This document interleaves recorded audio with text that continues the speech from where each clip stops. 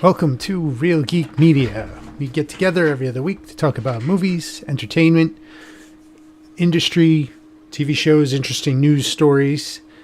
It is Thursday, April 25th. I am Hayden Stoll. I'm here with Christopher Michael Blake. Christopher, how you doing? I'm good, but you forgot about the sex. Lots of sex tonight. I mean, it's the best way to kick off the program.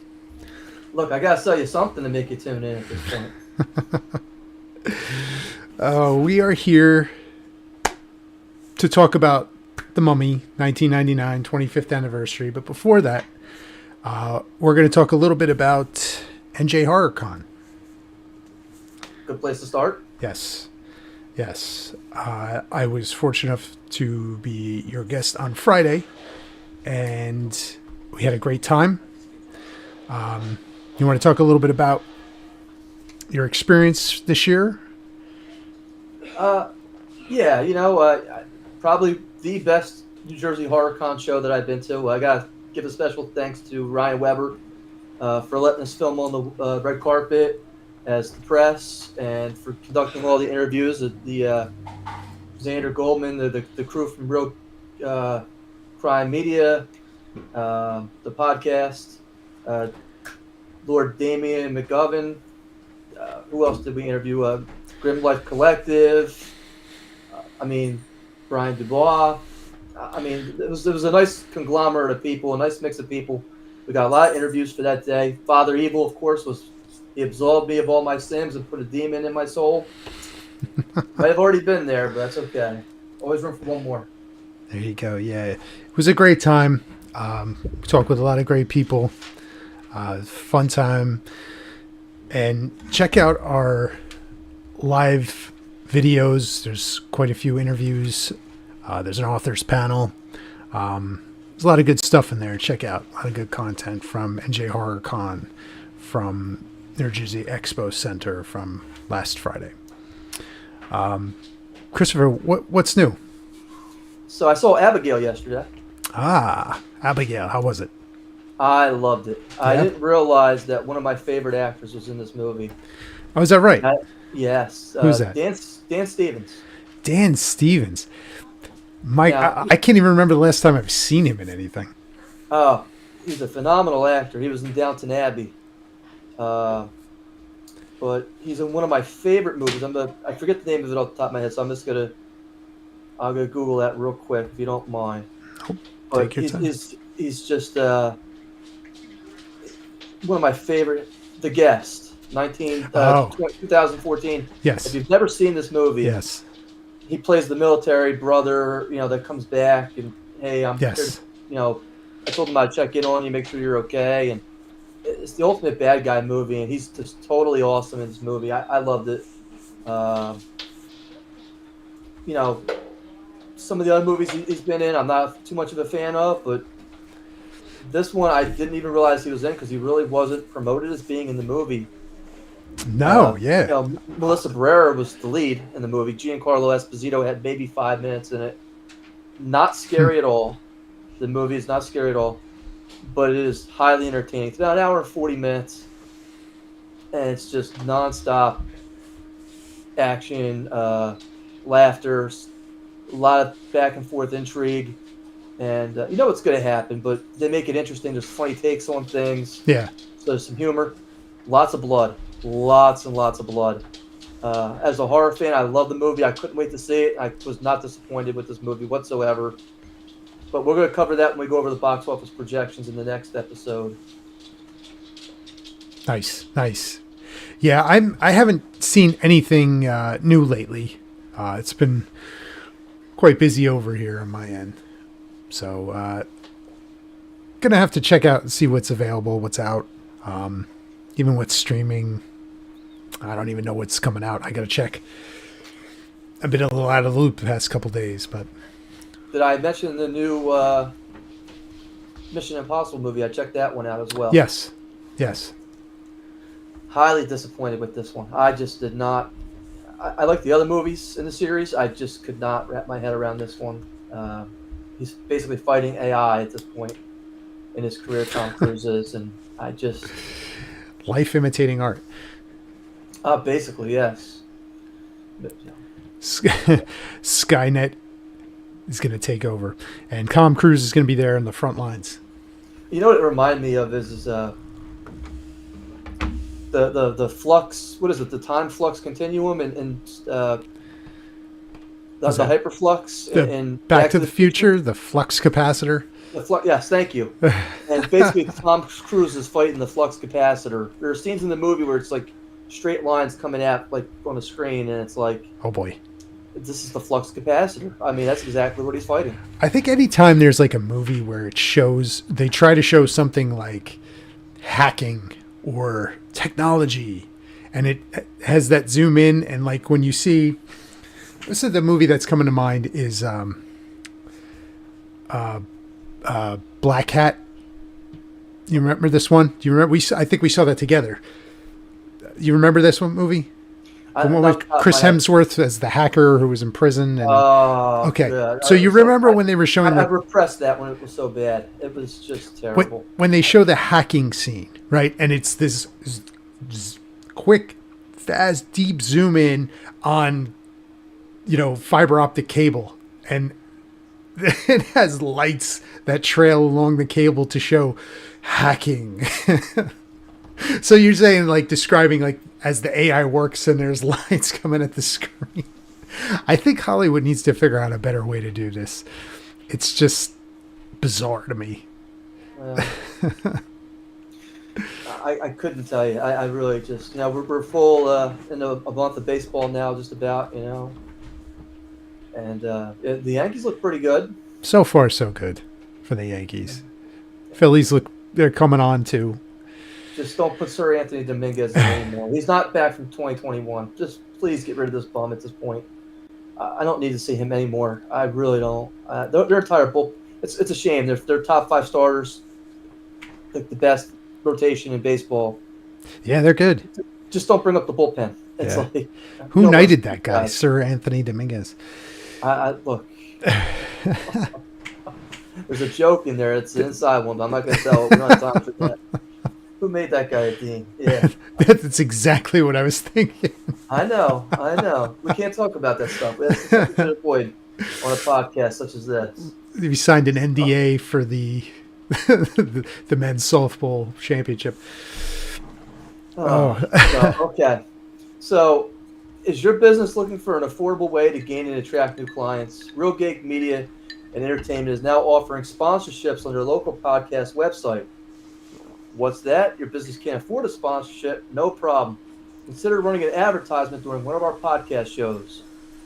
Your business could be advertised right here, right now, in front of hundreds and hundreds and thousands of people for life, as long as YouTube continues to run our program. Advertising starts as low as $50. That's as much as a tire costs on any new Boeing airplane. Just $50. Visit ReelGeekMedia.com. That's Reel Geek Media, REEL geekmedia.com. Click on the link for sponsor us, advertise with us, or donate here to get started.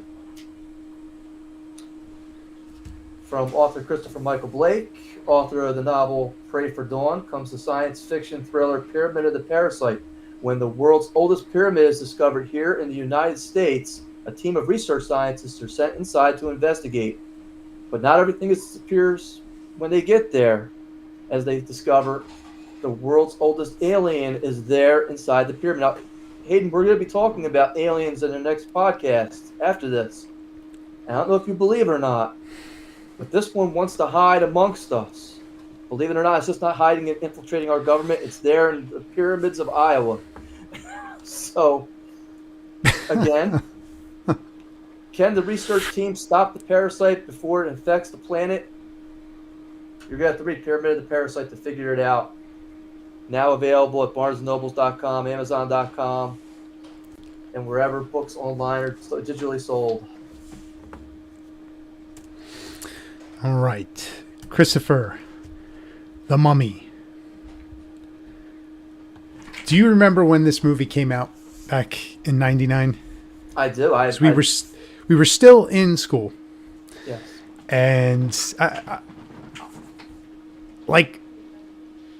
I really enjoyed this thing, right? Even back then, I love this movie. Like it's got, that adventure, action, some horror, but nothing scary. But like, you have your like classic horror villain, the Mummy. He's not in that form very long, but that's the name of the film.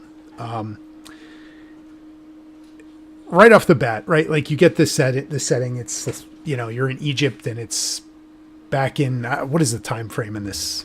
It's like early 1900s. Yeah. And, it has to be after the First Great World War, right? Because the pilot's telling him, yeah, he's telling, died, right? Yep. And you see the,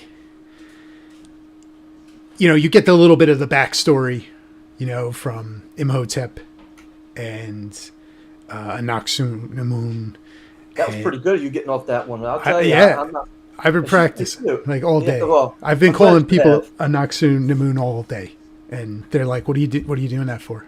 I'm like, "Don't worry about it. Don't worry about it." It's like, what's up, dog? What's up, Anaxunamun? Yeah, so you get the little backstory at the beginning, which is all you need, right? That's all you need. And, now we're introduced right away, and here's Brendan Frasier. He's our hero. And he's the, cookie cutter, just, rugged soldier of fortune, in the sense of Indiana Jones. Here he is, right front and center. What'd you think of Brendan Fraser here in this movie? See, I didn't get Indiana Jones in this movie, but I did get another Harrison Ford character, and that was more Han Solo. Han Solo. Mm-hmm. The ruffian, the guy who's not completely, honorable. He's kind of rubbing Benny's face in some stuff, and look, he's not really kind of taking hostages. Indiana Jones carried a whip, and the gun, but this guy's got a full arsenal in his blanket that he's carrying around with him. Then he's got the dual pistols. Yeah. And the one thing about this movie that struck me the best was the one-liners, which is why I would say more Han Solo than Indiana Jones, because it was the one-liners in this movie. I mean, I really can't quote too many Indiana Jones movies where it's like, unless you go back to the Sean Connery line of, name the dog Indiana. I really can't quote too many Indiana Jones lines. I really just can't, but the Harrison Ford ones from Han Solo, I can. What is it? You're a rough herder? Scruffy looking nerf herder. That's it. Thank you. I think my Star Wars expert on the panel would get that. But you remember those lines. Yes. And it's the same thing with this movie that's the Brendan Fraser. I feel like he took that role of Harrison Ford and took Han Solo and put him in this. And the movie's not serious. He doesn't take the role serious. He has fun with it, mm-hmm. which is where I'm like, what the hell happened in the next 2 or 3 movies? I'm just like, I shake my head and I just go, oh. Yeah. But it's also for me the feeling of anybody could die at any time. You see the other Egyptologists who were going in there, they're looting the tomb. They have the curse put on them, and they die in horrific ways. The one guy has his tongue and eyes ripped out. Yeah. The skin, and the CGI, for this being 99 at the time, it beats some of the stuff that's put out nowadays. It's interesting you say the CGI, right? This was Industrial Light and Magic, which is the Lucasfilm effects studio. And like you said, fantastic special effects. And I think that's one of the big things in this movie is top to bottom. It's an effects driven movie, right? There's a lot of green screen and it's effects heavy, but they're good. And like you said, back from 1999, compare some of it to today and it holds up. And some of it looks better than some of the stuff that's coming out today. Yeah. Now, I will say this, though, too. Rachel Weisz, she wasn't in the other movies, I believe. She was replaced because she wasn't being paid enough. She was in the second one. Oh, I'm sorry to hear that. Yeah. I try to repress the second one as much as possible with those kids running around. But she deserved to be paid more for her role in this movie and for the subsequent ones. She was just as big a star, just the biggest part. And shame on the industry for not paying her more. I know that was a big decision in her catalyst to be replaced because they couldn't afford to keep her on. But just for my money, the whole scene where she's on the ladder, Yeah. in the library, that alone, was very impressive to me. Yes. That she's fantastic in this movie, and I was not really familiar with her prior to this film. I think the only one I saw was The English Patient. So this, for me, put her on the map, and she started to appear in other things, but she's fantastic in this movie. And, she has her moments where she's, uses her intellect, and they rely on her to save the day in scenarios. And she's cast well. Her and Brendan Fraser have great chemistry. And, who also has good chemistry with them is the brother. John Hannah. And, he almost, I feel like, steals the show in some spots. He's got some great lines. He's got some great scenes. And, he's the comic relief of this film. Which is interesting when you look at, and we talked about this briefly the other day, you and I, when you look at some of his other roles, you specifically mentioned Spartacus. Which, why don't you tell us about that, like what he plays there? So basically, if you like sex and blood and gladiators and diabolical stuff like Game of Thrones, this is the show for you. I mean, I'm not a huge Lucy Lawless fan, but her role in this TV show and John Hannah was just absolutely the best. It really was. Crixus and Spartacus and... just the way these guys would fight and the way they brutalize each other. The guy from 300's in the movie, the guy who got thrown down the well in the beginning of the movie. Phenomenal job. All these guys, basically it looks like an Australian male review. So, but there's a little bit for everybody in this. And I'm talking like full frontal for all the characters. It is just... did you know in Rome, I guess they used to take these things that look like, what you would scrub your toilet with? And that's what they would use in the public bathrooms to wipe their ass. And I didn't know that until I watched the second season of Spartacus.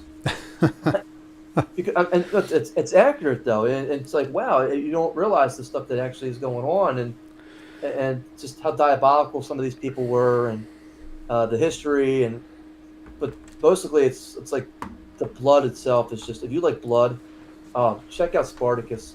There was another show I was watching the other day. What is it? What's the one with Pedro Pascal? It's on HBO Max. I started watching. I turned it off. The Last of Us. Last of Us. Yeah. He's in that in the first episode, and you don't even realize that he plays the professor who's sitting there warning everybody that this fungus is actually mutating, and if it ever did become attached to us, it would become a problem that would end our civilization. And you don't even realize it's him because he's aged so much at this point. Mm-hmm. But the seriousness and the tone of inflection is that I'm a Cambridge scholar and this is what's going on, and you take him very seriously. And some of the roles are like that for him.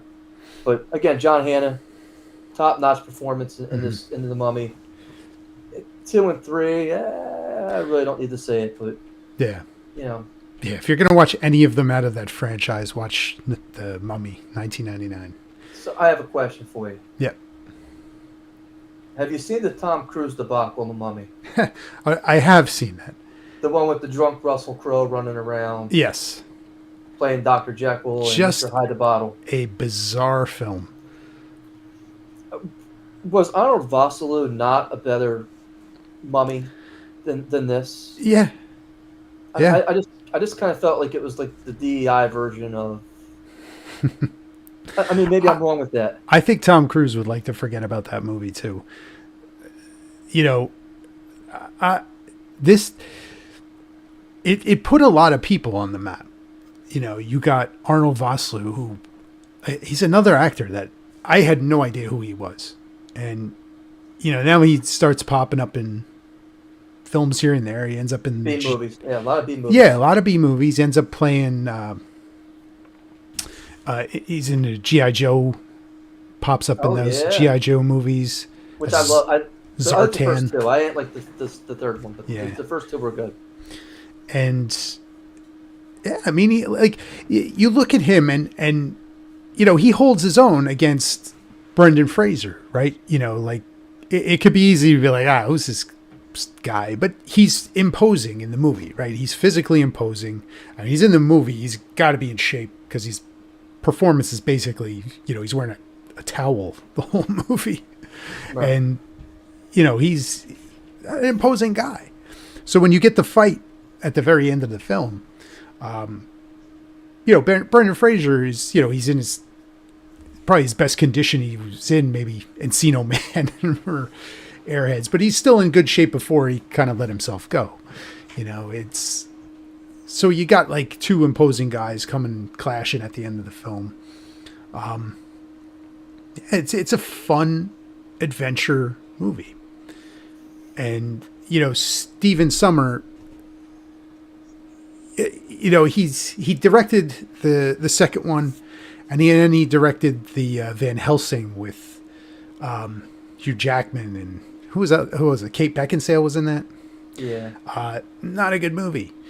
Not a good movie. But like, you just kind of like, I think they went a little too overboard. Like the first movie hit the tone, it hit the action, it hit the comedy, everything just right. And I think in the second one, they started to go a little bit overboard. And then when he gets to Van Helsing, it's just a mess. Well, let me ask you a question. So, and you can correct me if I got the timelines wrong. The third one was the Scorpion King, is that right?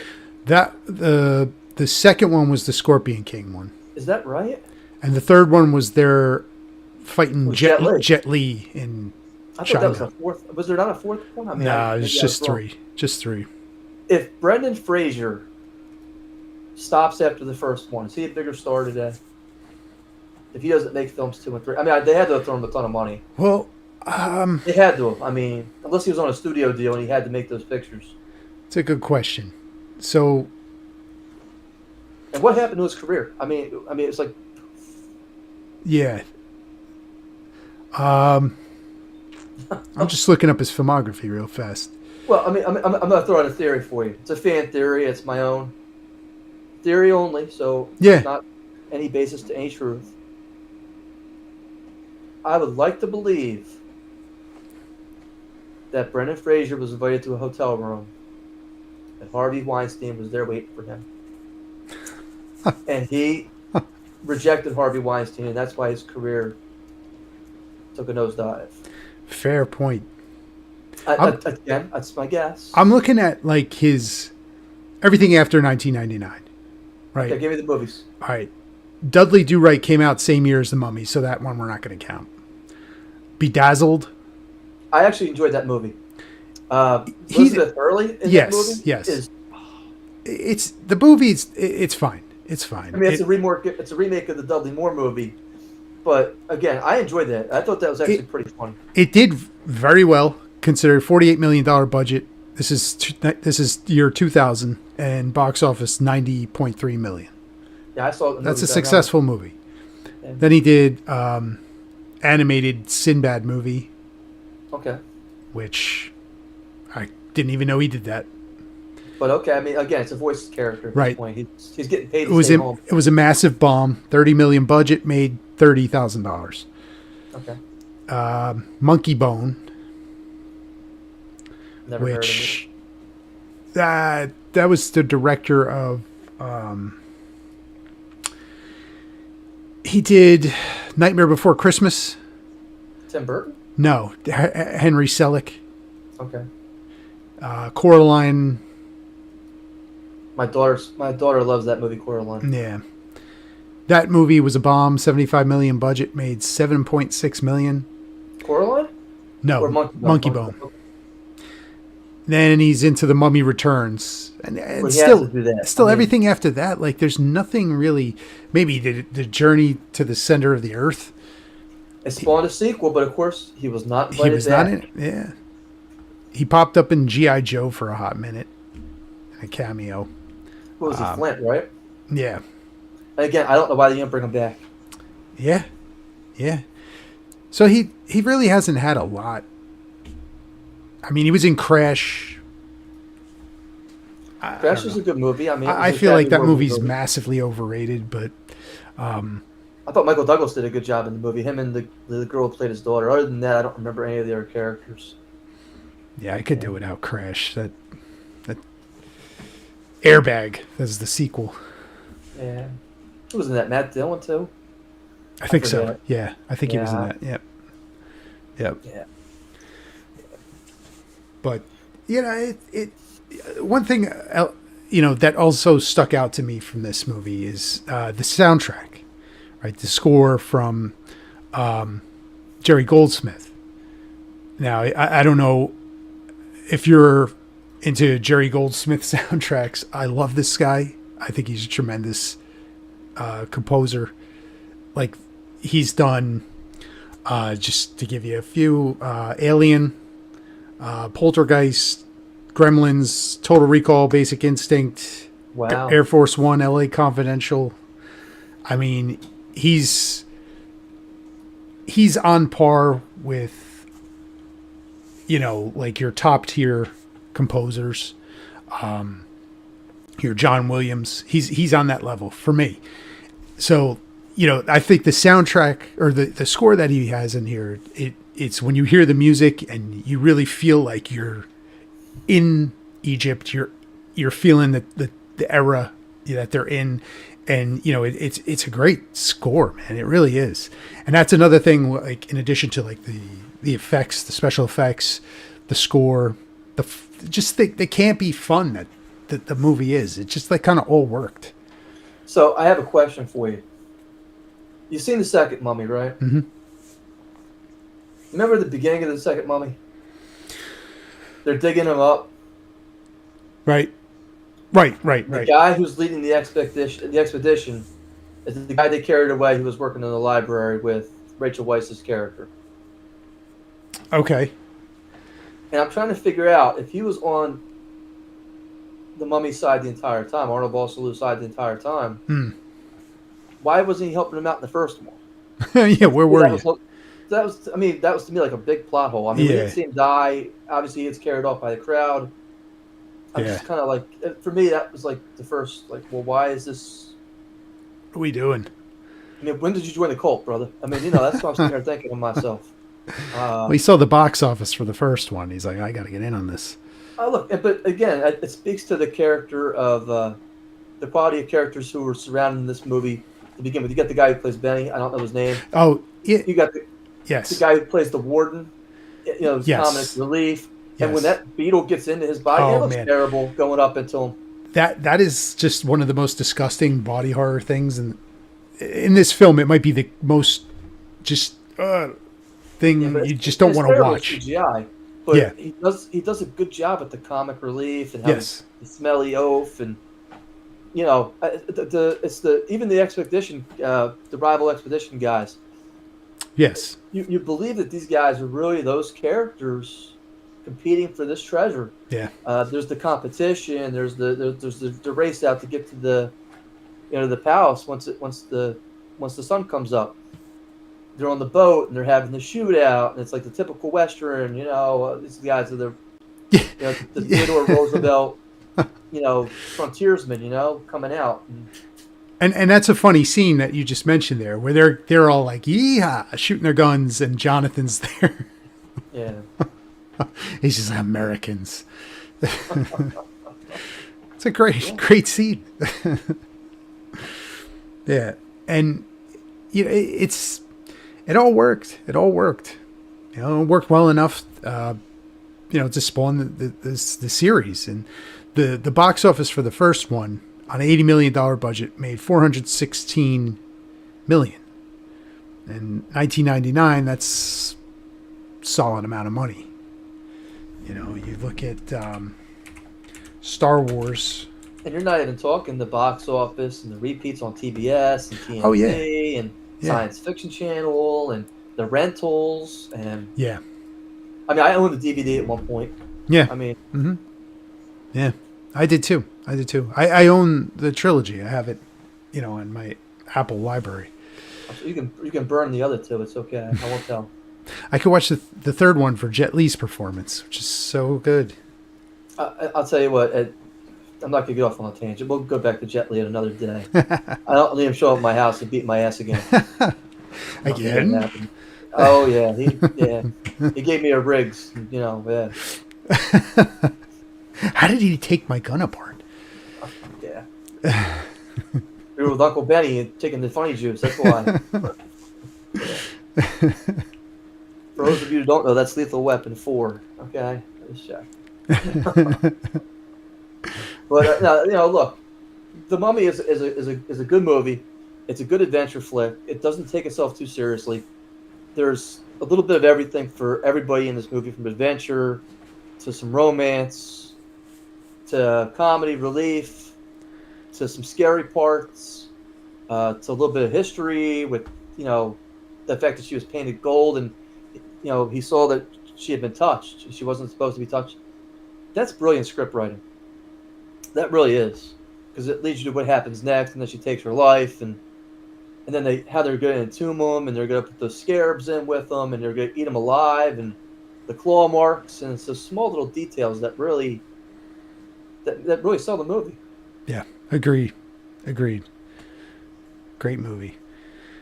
And this is just another one in the line of, you know, 1999 movies on their 25th anniversary. That year for me is just like a sweet spot. You know, there's so many good things that came out that year. So, you know, we're hitting on those anniversaries that are out, and, you know, we got Mummy, and I was like, yes, let's go, Mummy. I'm with you to the end, O'Connell. Don't shut that door, Ben. And I have to mention this scene. Okay. Where Benny's packing up, trying to get out of Dodge, right?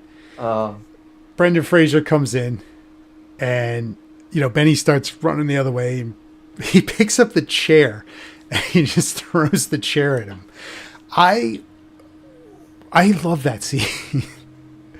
I love that scene. Like, who picks up a chair and throws it at somebody?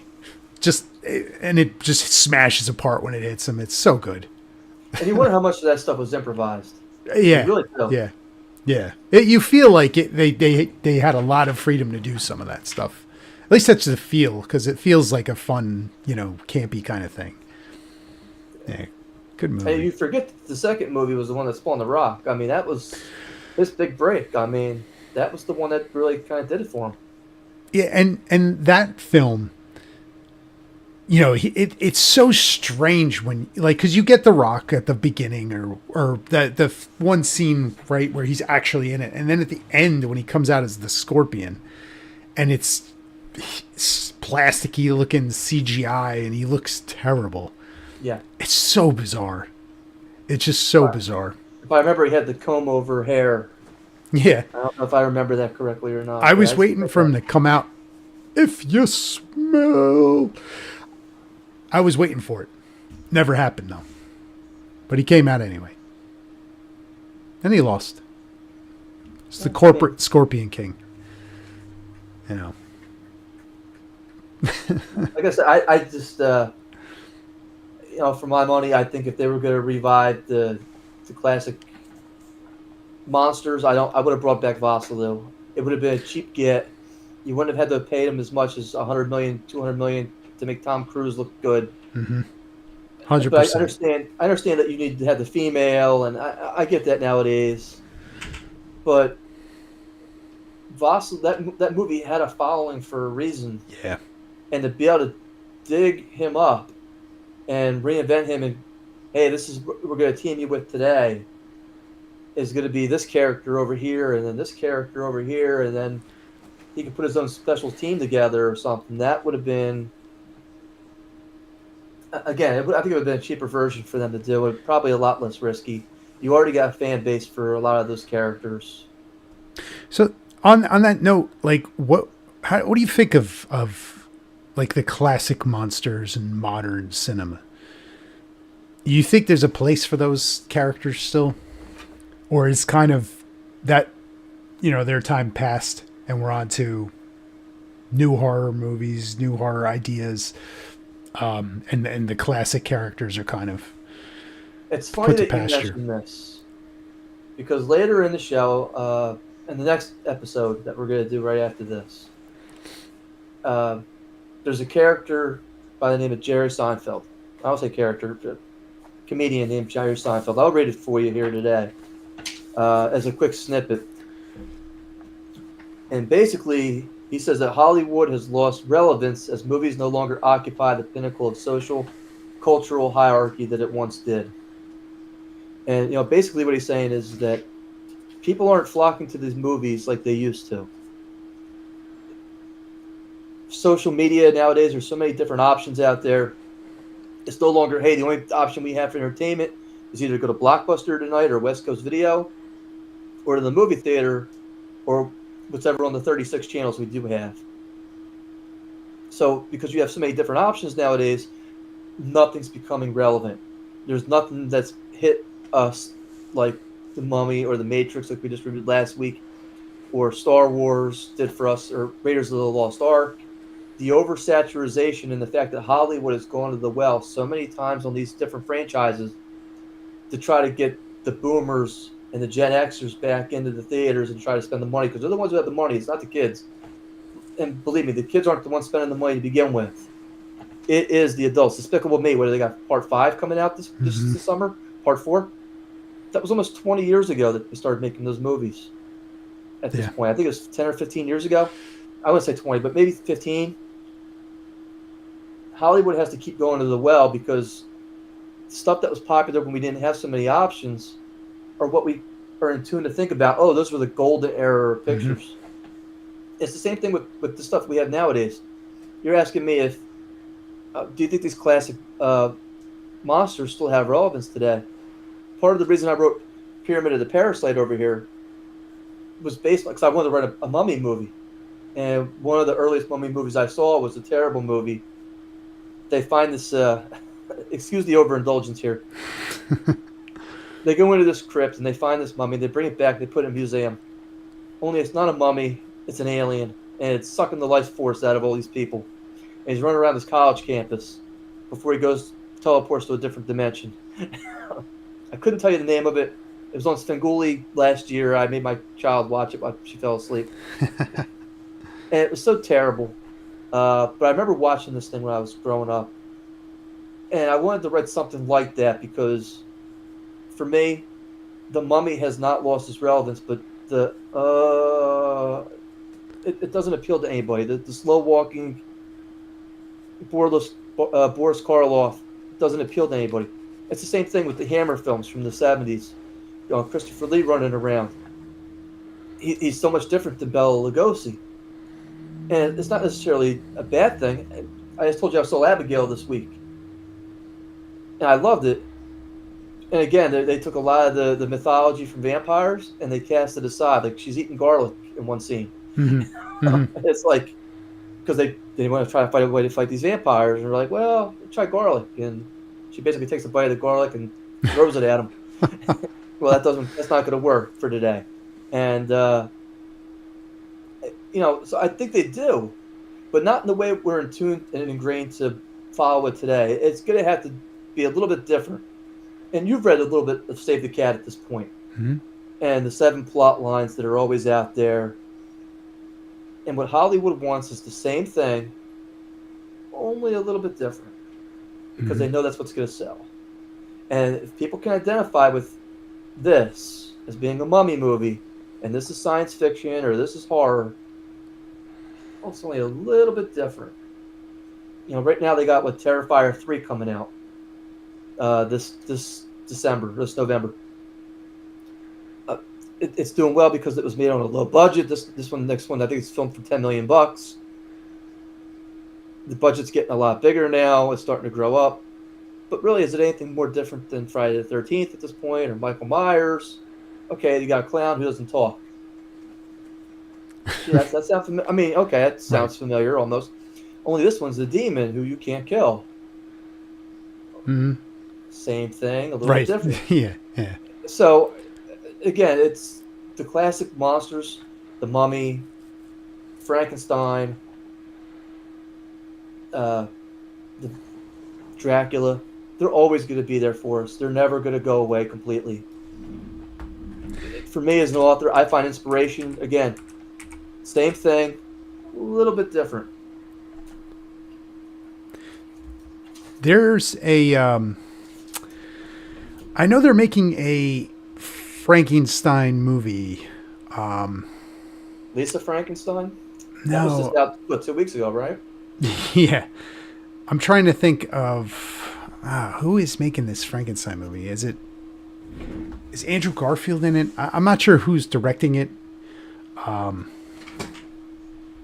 But like it's interesting because I know Universal had like a plan to have their own like monster universe, right?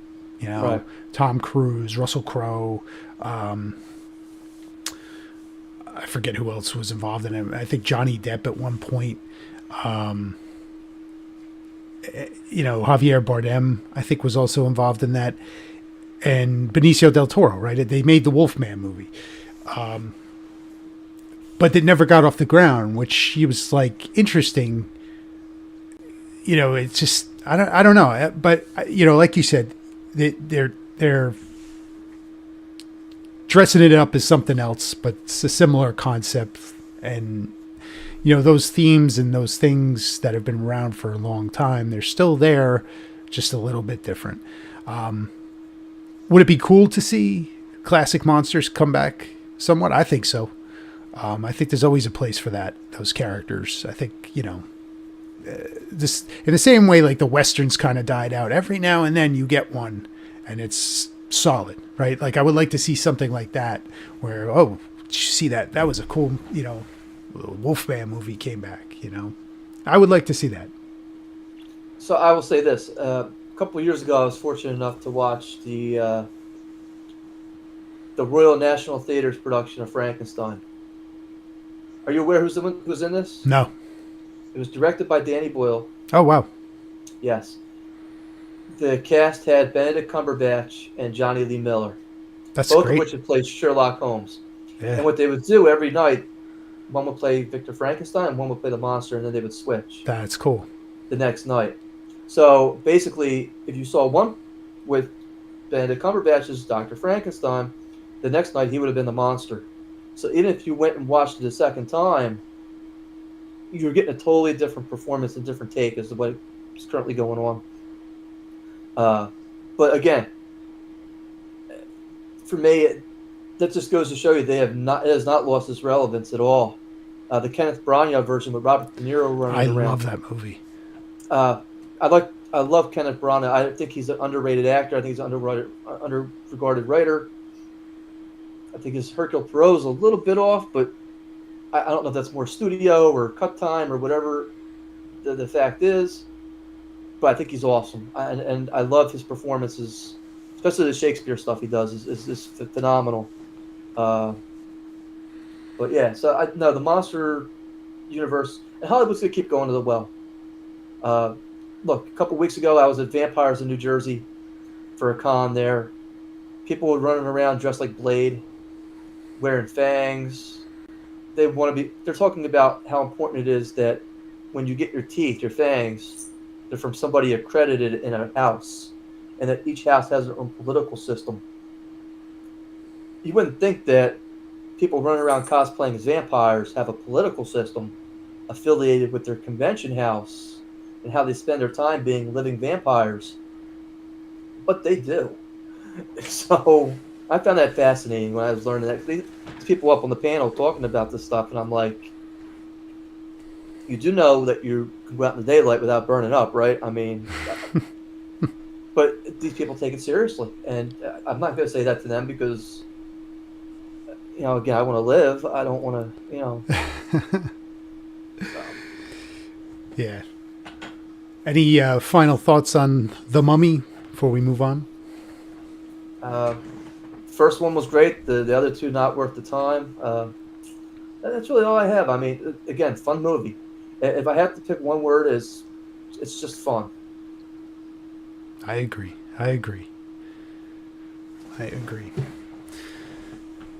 So what do we have coming up next, Christopher?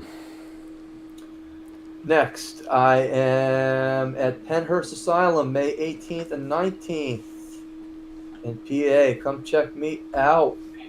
I'll be at Cryptoids and Paranormal on June 1st in Sayreville. All right. We're going to take a quick break, and we will be back to talk about some box office and some news stories. Stay with us.